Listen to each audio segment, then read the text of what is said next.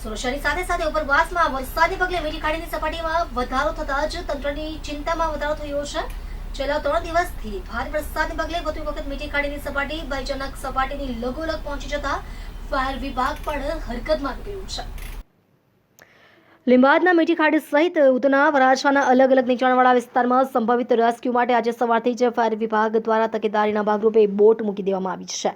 શહેરમાંથી પસાર થતી મીઠી ખાડીની સપાટી વધુ એક વખત 8 મીટરને વટાવી જતા સવારથી જ વહીવટીતંત્ર દોડતું થઈ ગયું હતું। કાર્યપાલક ઇજનેર કામિની દોષ સહિતના અધિકારીઓ દ્વારા હર સંભવિત સ્થિતિ પર ચાંપતી નજર રાખવામાં આવી રહી છે।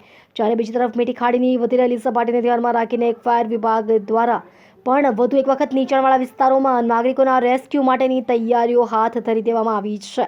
જેના ભાગરૂપે મીઠી ખાડી વિસ્તાર પાસે નીચાણવાળા વિસ્તારમાં ફાયર વિભાગના લાશ્કરો બોટ સાથે તૈનાત કરી દેવામાં આવ્યા છે। આ સિવાય ઉધના ઝોનમાં ભેદવાડ ખાડીની સપાટીમાં ઓવરફ્લો થવાની સ્થિતિ પર પહોંચી જતા નીચાણવાળા વિસ્તારોમાં ફાયર વિભાગ દ્વારા અલગ અલગ વિસ્તારોમાં બોટ તૈનાત કરી દેવામાં આવી છે। આમ વરાછા ઉધના અને લીંબાદ સહિત સંભવિત પૂરની સ્થિતિને ધ્યાનમાં રાખી ફાયર વિભાગ દ્વારા 16 જેટલા સ્થળો પર લાશ્કરો સાથે ફાયર વિભાગની ટીમ બોટ સ્ટેન્ડ બાય મૂકી દેવામાં આવી છે।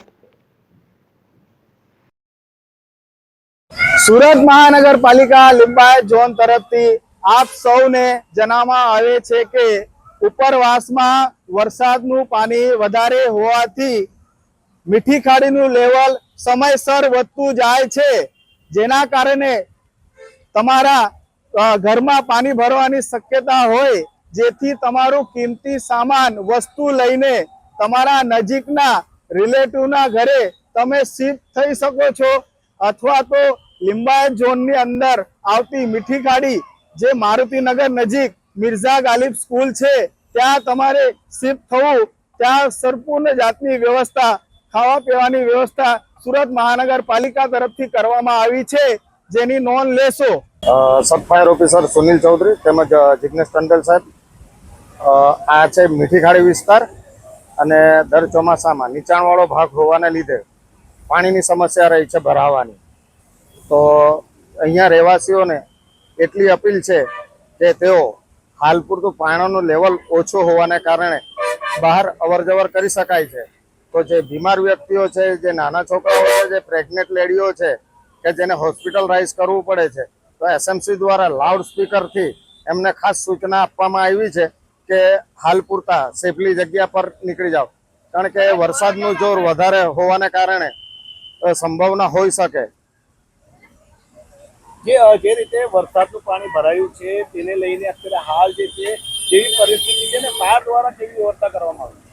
હાલ વરસાદી પાણી ભરાયા છે તો સુરત ફાયર એન્ડ ઇમરજન્સી સર્વિસથી ડુંભાલ ફાયર સ્ટેશન તેમજ માન દરવાજા ફાયર સ્ટેશનથી એક બોટ, બંને બોટ સ્ટેન્ડ બાય મીઠી ખાડી માટે સ્ટેન્ડ બાય રાખવામાં આવી છે। જે રીતે ખાડીમાં પાણીનું જે પ્રમાણ વધી રહ્યું છે એને લઈને અત્યારે હાલ લોકોને કેવા પ્રકારની અપીલ કરવામાં આવી છે?